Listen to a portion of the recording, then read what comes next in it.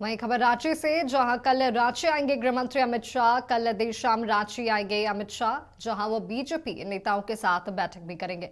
3 नवंबर को जनसभा को संबोधित करेंगे। आपको बता दें कि कल राजधानी रांची आएंगे गृह मंत्री अमित शाह और कल देर शाम रांची पहुंचेंगे, जहां वो बीजेपी नेताओं के साथ बैठक भी करेंगे। इसके साथ ही 3 नवंबर को जनसभा को संबोधित भी करेंगे।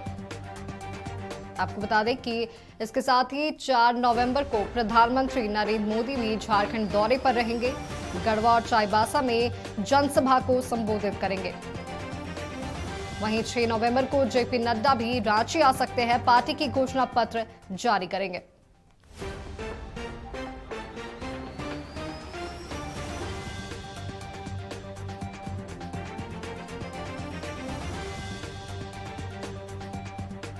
आपको बता दें कि कल राजधानी रांची पहुंच रहे हैं गृह मंत्री अमित शाह, जहां बीजेपी नेताओं के साथ बैठक करेंगे।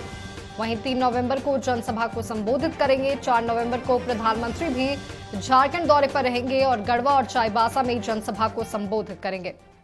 इसके साथ ही 6 नवंबर को जेपी नड्डा भी रांची आ सकते हैं।